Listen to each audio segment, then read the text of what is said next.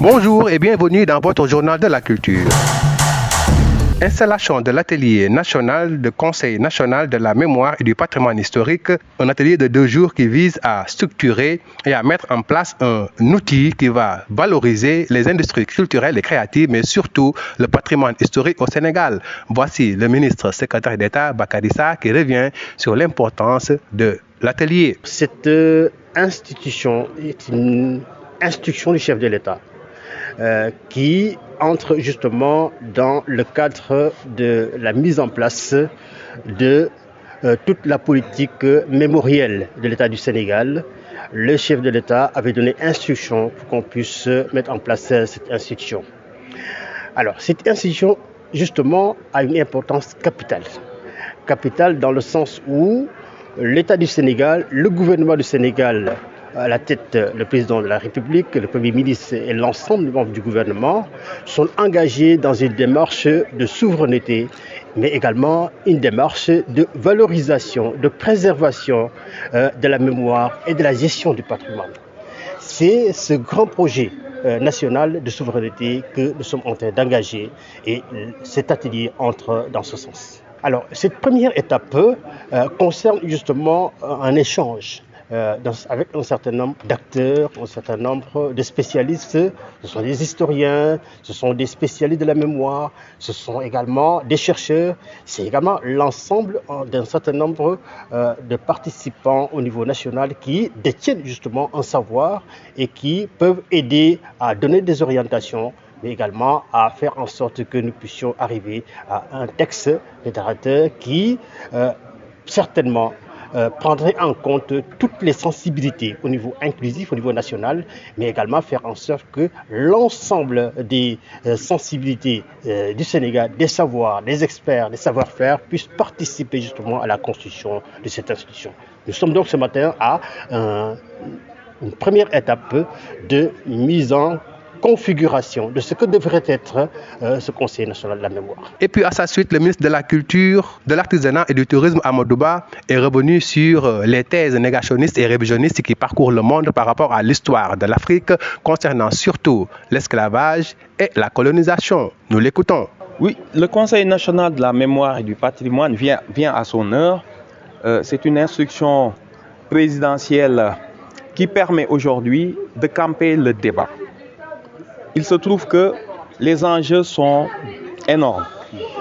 Un peuple sans mémoire est un peuple sans avenir. Et il est impensable de parler de souveraineté lorsqu'une bonne partie lorsque son histoire a été écrite par d'autres, imposée dans le curricula, avec une version qui n'est pas issue ni de notre habitus, ni de nos us et coutumes. Il se trouve que cette jeunesse-là, notre jeunesse actuelle, livrée aux réseaux sociaux,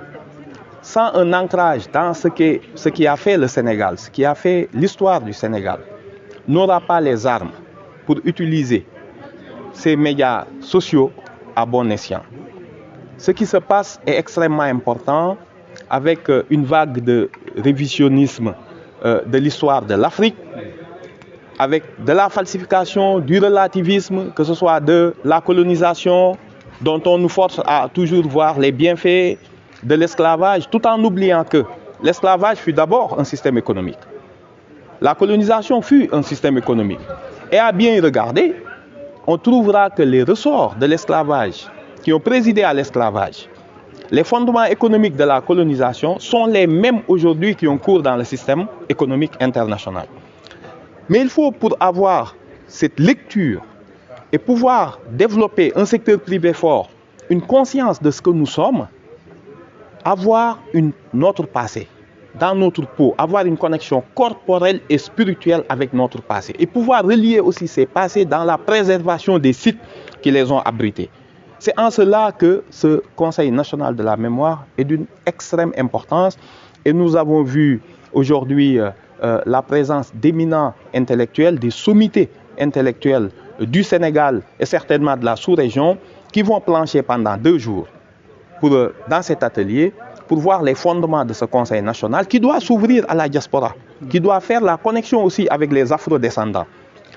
Il y a des enjeux qui sont multiples. Nous sommes convaincus qu'au sortir de ces ateliers, la culture sera connecté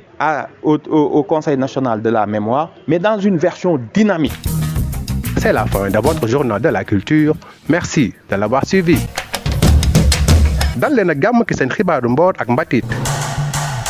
dañu koy doore ak installation atelier conseil national de la mémoire et du patrimoine historique bi nga xam ne ñu ngi koy amal fii ci musée des civilisations noires dalee ko tey ak ëllëg atelier bi nag tax a jóg mooy daal amal benn outil boo xam ne dañ ci mën a jaar ngir bàyyi xel ba noppi sàmm lépp lu jëm ci wàllu mboor ak mbatit ak pali patrimoine historique fii ci réew Sénégal nañ ci déglu ki nga xam ne moo di ministre secrétaire d'État Bakary Sarr mu dellu si ci solos atelier boobule. conseil national de la mémoire mooy benn institution boo xamante ne lépp loo xamante ne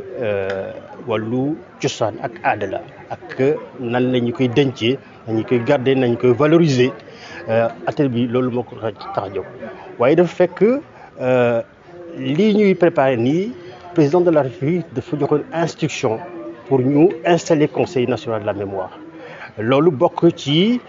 grand chantier de souveraineté yoo xamante ne état du Sénégal le premier ministre le président de la République ak gouvernement bi sumb nañ ko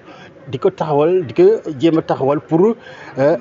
lépp loo xamante ne ci lu jëm ci moom suñu bopp xam suñu bopp waaye pour conserver ko valoriser ko ñu mën koo doxal loolu moo tax tey ñu installer